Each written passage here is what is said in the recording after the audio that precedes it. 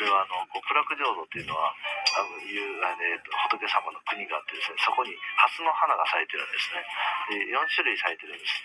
で青色と黄色と赤と白色っていうのがございまして、白を氷と見立ててですね、4種類の蓮の花を。美味しいです。Turns out, Nirvana tastes like a fruity mix of vodka and cognac.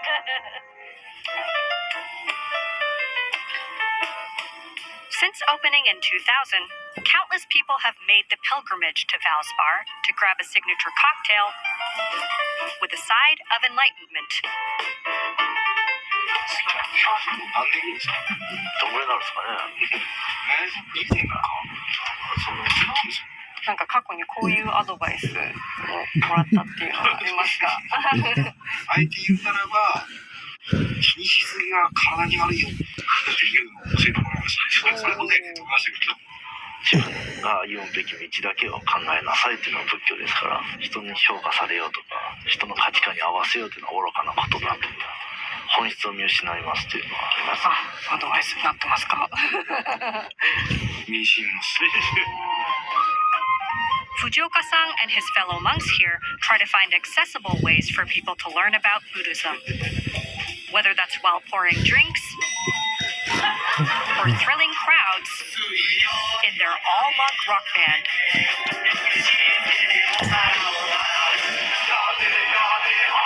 This is most definitely not the image of a Japanese monk I had growing up.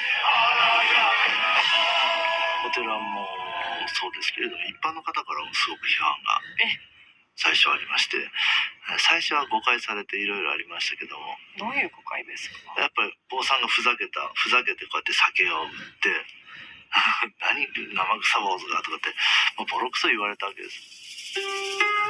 日本仏教というのは独自の発展を遂げておりましてですね、これは世界にはないと思うんですけど、誰でも救われると、戒律が守れなくても救われていくとか、普通の生活しても救われていく仏教に変わってきたわけなんです。なるほど。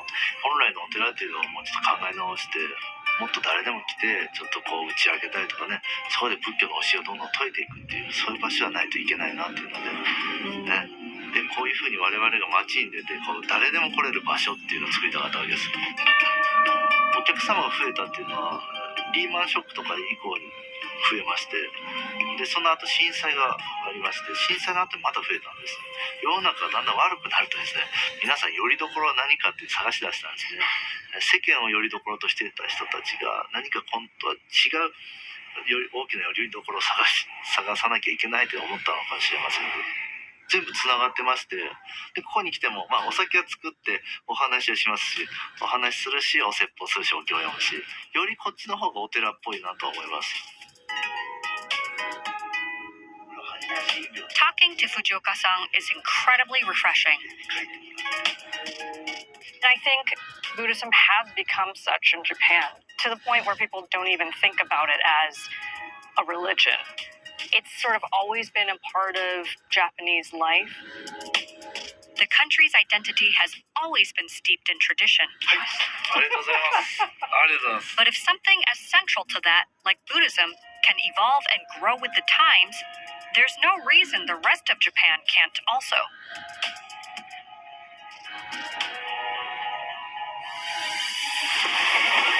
It's unsurprising that, as modern life here becomes increasingly challenging, people are turning to things outside of themselves to find solace.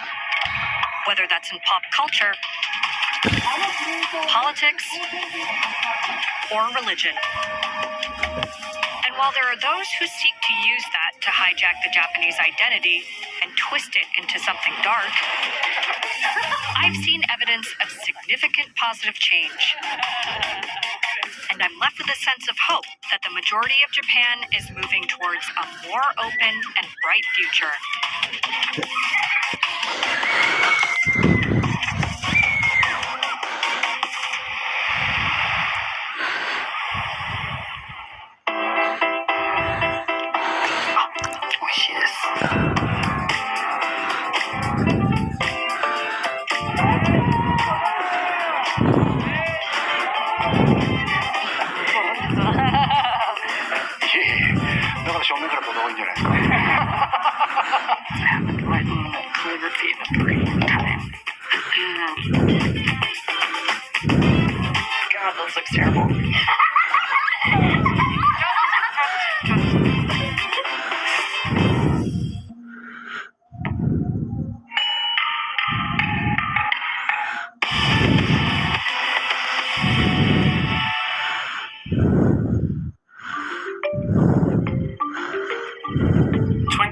ago, Japan controlled 50% of the global video game market. So in the late 80s and 90s, video games was Japan. It was Nintendo and it was Sega. In the 2000s, that started to change.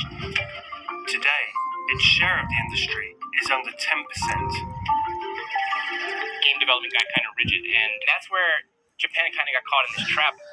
What is the cause of this decline, and can Japan ever regain the top spot? そうですね。僕にとってみると新しいテクノロジーでどんどん業界を押し上げていくというか、新しいチャレンジをし続ける。日本の独特なクリエイティブっていうのはあるような気がします。3年後くらいを楽しみにしていただけると非常に面白いと思いますよ。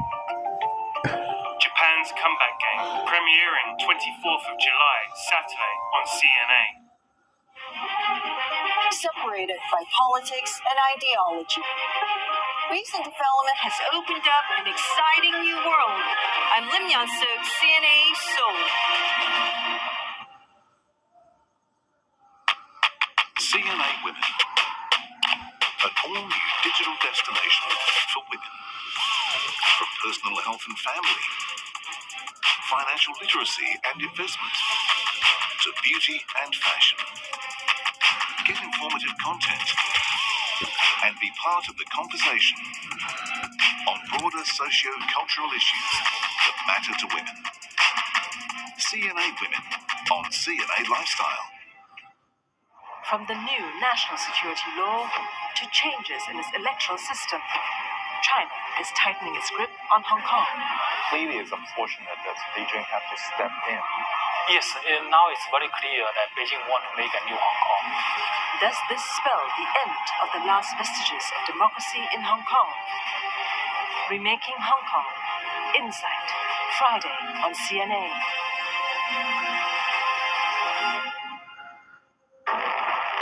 Imagine if we didn't dump our waste in landfills. Instead, we put these calories and nutrients to good use. This is the circular economy in action.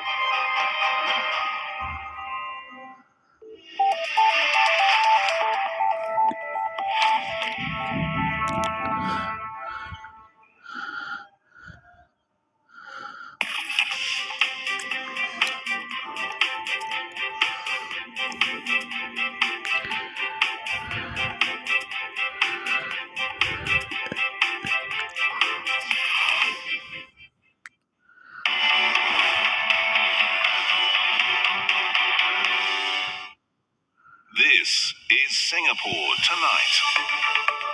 Good evening, I'm Jill Newbronner. Tonight's top stories. Business still poor a week after stores at the centre of Singapore's largest COVID-19 cluster reopened. But many in the community rallied to support those affected. 4 new local infections of COVID-19 in Singapore as companies welcome the new advisory on employee vaccination. Prime Minister Lee Hsien Loong highlights the importance of places of worship at the opening of a newly renovated Sikh temple.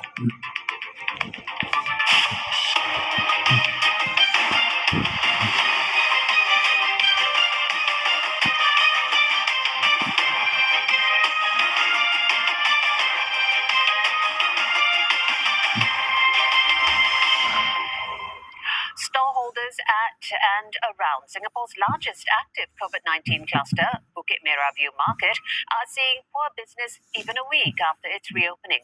Some are earning just a third of what they used to make. But amid the gloom, a community spirit of sorts has emerged, with many coming together to support them. Melissa Go with more. One meal at a time, supporting hawkers and feeding seniors in the area. The Henderson Dawson Community Centre is delivering lunch and dinner to 40 seniors. It plans to buy meals from different hawkers in rotation. Still a far cry from the usual weekend crowd at Bukit Merah View Market,